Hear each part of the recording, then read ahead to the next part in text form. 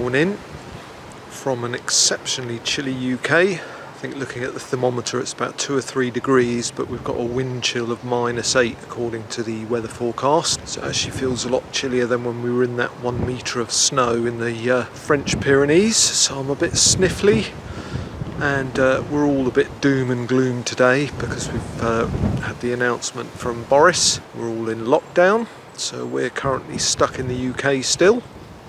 Not sure how long till we can all make our escapes, so to help pass the time I'm editing up the spare stock that we had left over from our summer trip in July and August, when we were just having so much fun. We didn't get any editing done, which was a little bit naughty. And I'm also trying out my new fisheye lens. We use a Sony ZV-1 vlogging camera, which we absolutely love, although the focal range is a bit short, so when you're doing selfie vlogging like I am at the moment, the picture was a little bit close. So we've bought some lenses, and the camera's not actually set up to take lenses, so we've done some of our own DIY adaptation, and we've put a sticky lens adapter on the front, so we can add a fisheye, we can add a macro or any UV lenses or a wide angle lens. I'll pop a link in the comments just in case any of you've got a similar camera and want to do a similar upgrade. So I'm going to spend the next day, maybe the next 2 days, editing up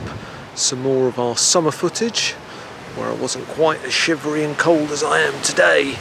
I'm in lockdown and I'm not very happy, but I'm enjoying looking back at our excellent and lovely sunny trip. Around the time that we shot this film it was probably at least 30 degrees, maybe as high as 38 on some days, so it was lovely and toasty.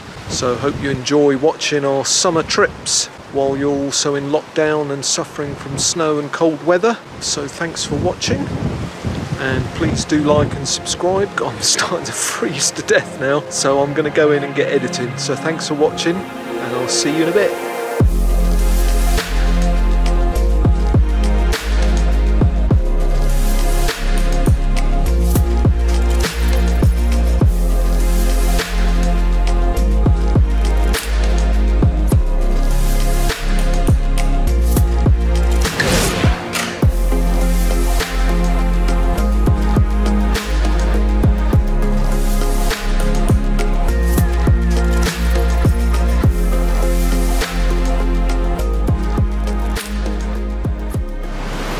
Morning. So with my eye injury we've stayed here an extra 3 days, so it's 3 weeks today we've been on the beach. The last few days it's been really windy, very wavy, so no swimming, so beautiful views.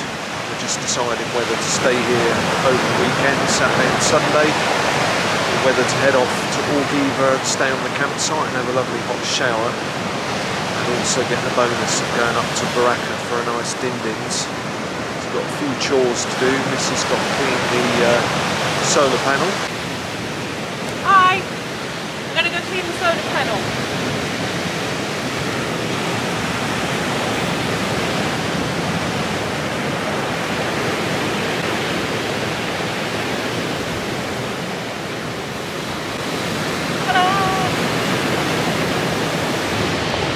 So here we are, we've got a big old panel, and you can see it's pretty dirty.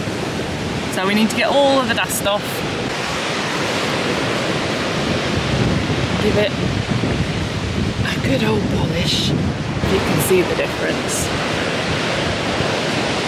This one is clean. This one is dusty. Clean. So I get to walk around that little narrow bit. I'm not going to film that because I don't want to fall off the roof. It's filming! So we're all packed up. We've been at this park up for 3 weeks. We've never been at a park up for 3 weeks running. I'm a bit squinty because it's super duper sunny today. So a last little look around this sea. Oh, it's been beautiful. The snorkeling here is immense. We've seen so many octopi, it's ridiculous. But very cool, beautiful. And now let's have a look in the van. We've got our boys. Now boys, you're all ready to travel, aren't you? You're just chilling. Yeah, it's a bit warm today. It's going to be even warmer because we're going inland now, away from the sea. There's Rosie. She's ready to travel too. And then there's Los Gatos. Hello, bud. Alright. Sitting on my cushion. Oh, I thought Morph was on that cushion. He's gone to his super duper really cool spot, which is where he sleeps almost all day. When we're at the beach, he looks well grumpy. Alright, Morph. You good boy? We're gonna do driving. Yeah? Yeah, he looks a bit fat. So that's that. It's been brilliant. We'll definitely be back. So some of my favourite parts of this park up. First of all, the people that we've met. So we had Rob and Antoinette who came to join us. We were here with White Van family and Jack, and that was just really lovely. Just chilling out in the evenings and swimming and snorkeling together. And Rosie liked going to the rock pools with the White Van family's older son Felix. So that's been really, really lovely. The snorkeling. Gorgeous snorkeling. We've seen so many octopi, it's been crazy, and then huge shoals of fish and so many urchins, and we found beautiful shells and all sorts of stuff, so that's been amazing. And the swimming too, the sea was beautiful, beautiful temperature almost every single day. Some days colder than others, but when it's really, really hot out, it's great to have a cold sea.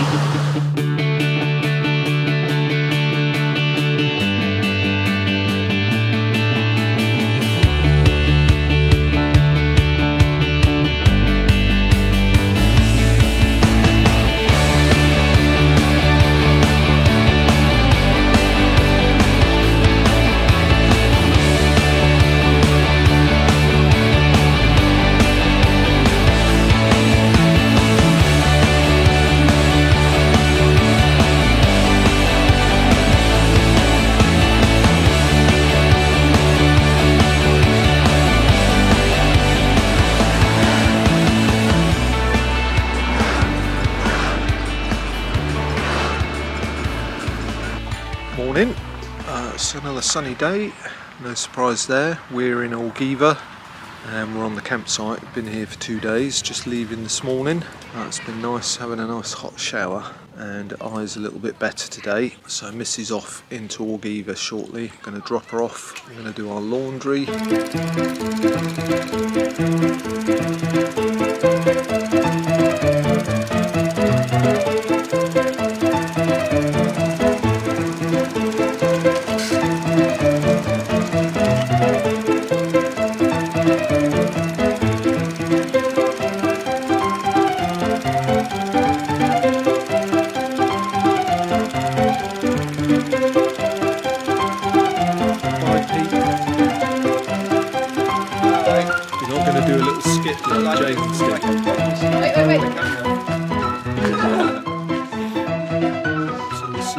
In a bit. See you soon. We're going to go off to the Chorro Lakes, which is about a 2-hour drive from here. So while Miss is in town, I'm going to do a bit of video editing. But it's a lovely campsite, €27 a night, swimming pool, great showers, all the facilities, electrics included. Very scenic in the mountains, so well recommended.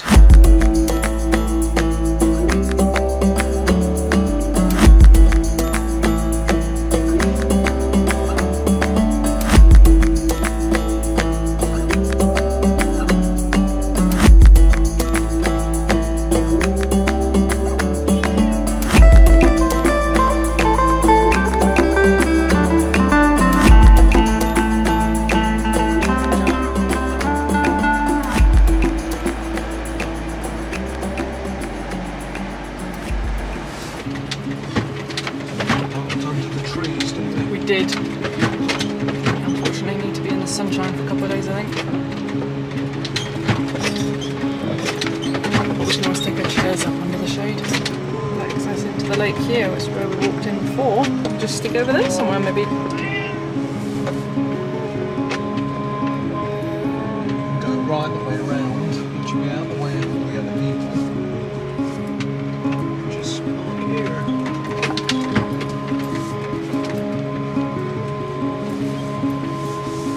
Will do for today. We can always move it on tomorrow. Maybe do what you did last time and walk around a little bit, see what you think.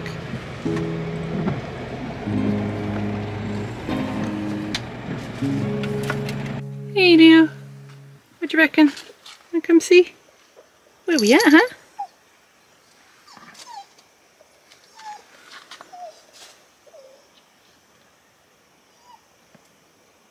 Got a lake and some trees and a cool den. I think one wants to come out.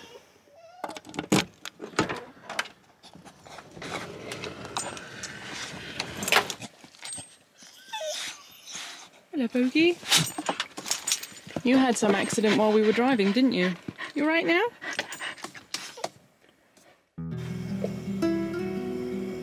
Hey, boys. Watching the bats.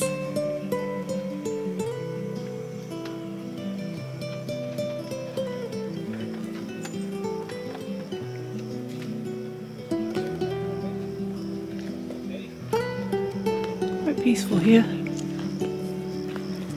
There's a few other people with their vehicles.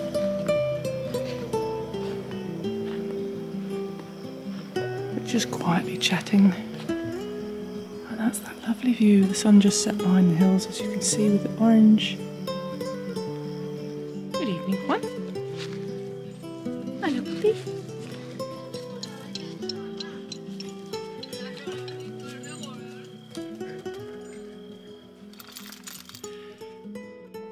Morning. Mornings in our van always start with letting all the pets off. No, clipping them on, then letting them out the van. And coffee for me. And Red Bull for me. Or little Red Bull. what you got today? Kong Strong. Kong Strong. Or Strong Kong. We've got to do a series on all the different flavours and things that you've had. They call them something different every place. Bebida energetita. Kong Strong. Michael Kong. Kitty cats sitting and enjoying the morning view. Dogs desperately trying to get water out of a bowl that they've already drunk all the water from. Morning, Juan. You good boy? Yeah, no, he's busy. And that's our view today.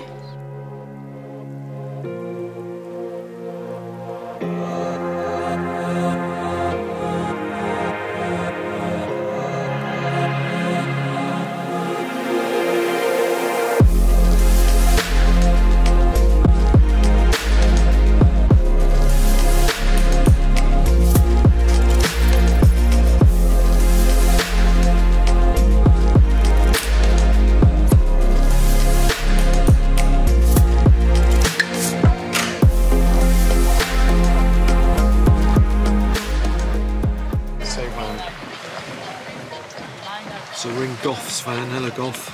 Hello. What are you cooking for us tonight, sir? I'm doing a Moroccan tagine, mainly because I've been locked down in Morocco for the last 8 months, and so I learned a lot of Moroccan cooking, and I've spent my time mostly with Moroccans, which was really, really good. So one thing I've unbelievable respect for in Moroccan tagines, because they're easy to make, they slow cook, they're just beautiful cooking implements. They keep out the dust and the sand, and obviously in the desert in Morocco it's not a big issue here, back in Europe. But so you start, you can put anything in there. I'm doing a vegan tagine tonight, so what's going to happen is I'm starting with potatoes, and the potatoes are going around the edge of the tagine. So here's a tagine, very typical, you know, biggish tagine. There are little ones. In fact, I have a collection of tagines at the back I brought back to give away to buddies. And so this tagine, the idea is the base, it's heavy, it's solid, it's heavy terracotta, and so designed for fires with varying temperatures. It gives an even, gradual release of heat. It's a store of heat. It's a heat sink, effectively. And what happens is it stores the heat and releases it slowly into the food. And then the lid of a tagine serves a number of functions. I've seen them use it to wash food in first, right? But also, when it goes on, it's like a little oven, and it's a mixture of oil and a little bit of moisture. Sometimes you add some, sometimes with tomatoes, which have a lot of moisture. You don't need to add any. And putting that on, it keeps the Saharan dust out and the ashes from the fire and all kinds of animals and goats and flies and every other kind of living creature stays out. So you have this slow cooking, this gradual heat, an hour, sometimes 2 hours, if you have meat in there, for example. And the end result is a mixture of a kind of baked, steamed dish. It's really, really good. So, first thing is, I tend not to... Actually, some of this food actually comes from Morocco because I bought it in Morocco. The onions and potatoes I bought over there. And they do beautiful fruit, they do beautiful vegetables in Morocco. There's an endless supply, and it's super cheap. And I peel them, you don't have to peel them. I just peel them first.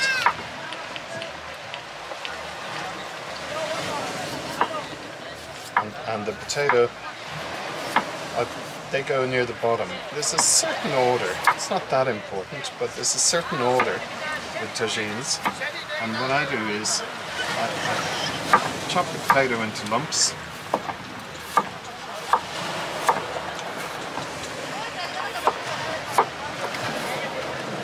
Chop it into lumps and put the potato around the edge. Oops, not the skins, thank you very much. Just the potato. And another smaller one here I'll do as well. So a little bit of olive oil down the bottom, and the rest pours on later, just to get it kind of started. Something so it doesn't burn on the bottom, just a tiny bit of oil.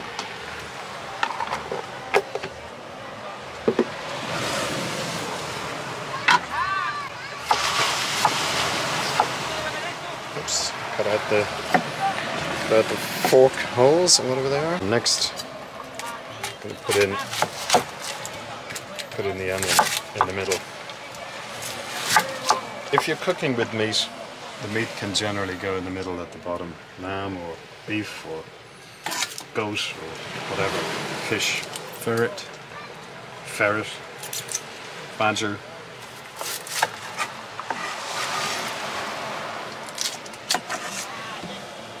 So the onions, just again, nothing too delicate, just chop them into chunks.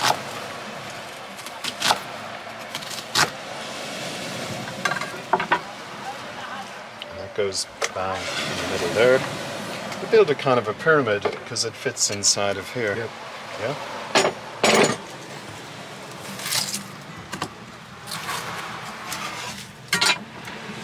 So, next bit of onion. The onion caramelizes in the oil on the bottom of the tagine, so it brings out a beautiful flavor. And I happen to have an aubergine, and something I got turned on to in Morocco was cooking with aubergines. I never really cooked with them much before, but when they're slow cooked over a period of time, they're a beautiful vegetable.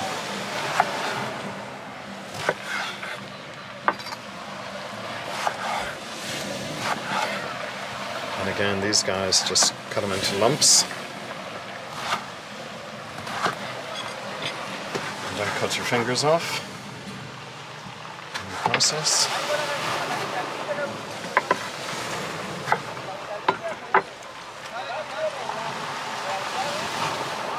These will go in there.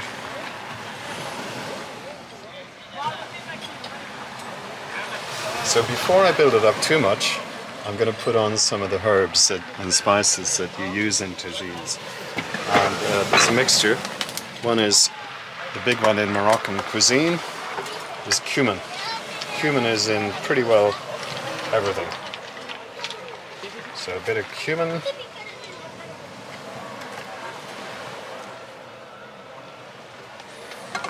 And a bit of, actually I'll put some more oil on. You pour oil over especially if you're using aubergines, or eggplant as they call it in the land of the free. So plenty of oil, the aubergine absorbs quite a bit of oil, really. It soaks it up. And let's leave that there. And a little bit of salt. Oops. Try not to kill it with salt. And a little bit of Moroccan paprika.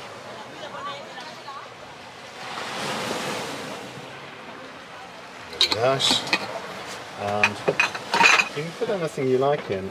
I have a mix of garam masala here, but I'm going to use a bit of turmeric. Turmeric always gives a lovely sort of earthy flavour. It's turmeric. And the other thing I use is coriander seed. I love coriander seed. Coriander seed goes in a lot of my cooking. I'm just going to crush these to help bring out the flavour and chuck these guys in and sprinkle them over like that. And you can make it as spicy or as unspicy as you like. Actually, that is called a tagine mix, and you buy this in any souk in Morocco, and there's about 11 different 10 or 11 different herbs and spices. Dried garlic, dried onion. Smells good. It's probably doubling up. Have a smell of that, isn't that good? And a bit of that, and then a bit of sweetness. I use dates or raisins. In this case, I have a few dates. There we are, dates. Carrots, of course, add sweetness too. These guys, I just stone them first. And of course, in Morocco there are endless dates and very cheap, but whatever dates you can get your hands on. Let's get the stones out. Oops. Just chop them up.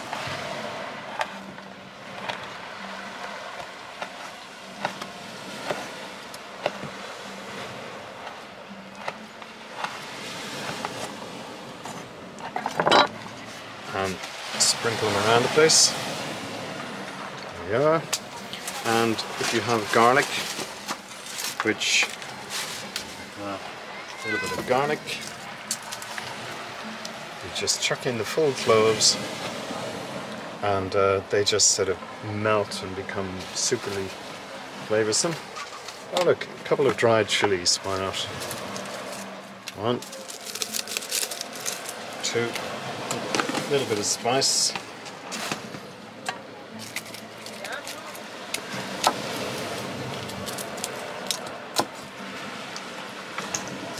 And we'll chop these guys up a little bit.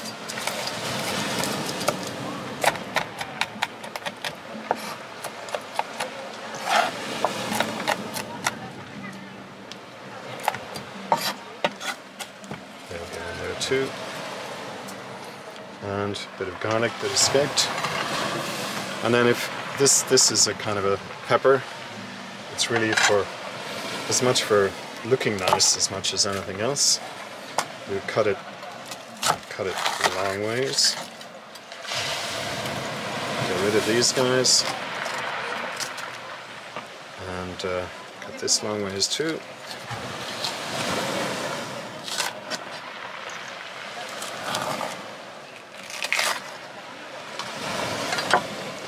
That in a nice star pattern.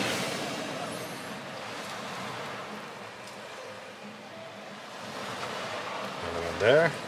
And a tomato. Tomatoes add moisture, and sometimes you have to add, keep an eye on it, sometimes you have to add a cup of water, depending how dry it is. You want it to soak up into the bread. Chuck the tomatoes around there, and then this isn't necessary because they're a little hard to find, but it's a kind of a pickled lemon, and it just releases nice flavour. You don't. Some people eat them. You don't have to. You can just use it as flavour and cast them aside when it comes to eating.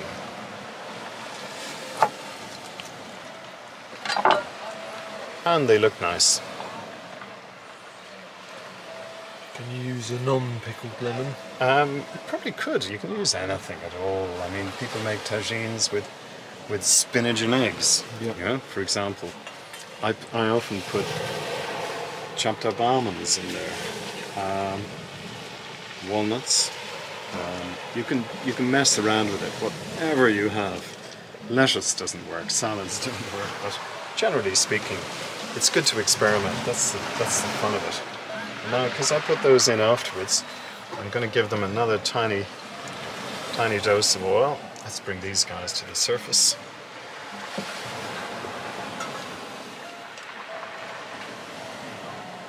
A little bit of oil.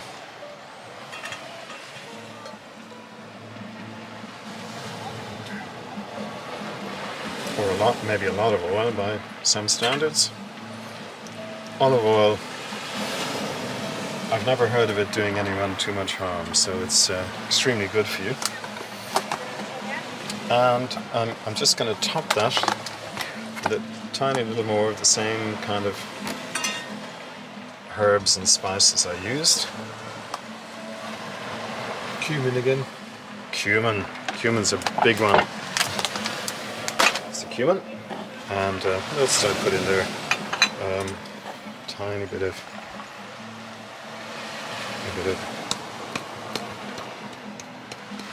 chili, turmeric somewhere around here. There we go.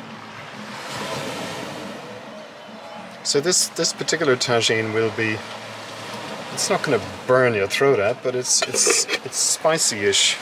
If you're not keen on spices, you just miss it out. Use less. Yeah, use less.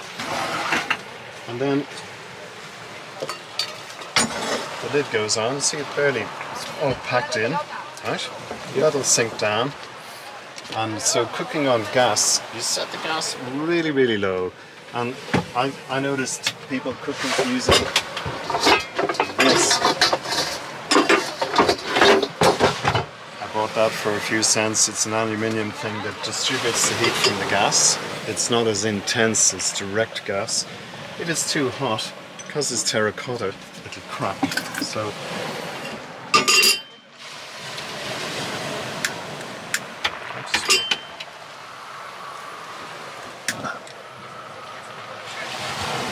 I'm setting the flame low. Oops. Put that on top. And the tagine goes plonk onto there. And an hour and a half, it'll be ready. Yep. So let's go and think of something to do for an hour and a half. I can think of something to do. Can you? We could have a beer. A beer. That sounds good, doesn't it? Exactly what I had in mind. A cold beer. That's our cold beer. Yep. Super. Look forward to trying it later. Oh, you nearly dropped it. No, don't send it down the beach. Hey! Everywhere in Morocco, by the way, you see people walking around with tagines. It's a national obsession in cooking with tagines. You know? Twice a day sometimes. It's unbelievable. Good. Very exciting. Yeah. Should we clear some room?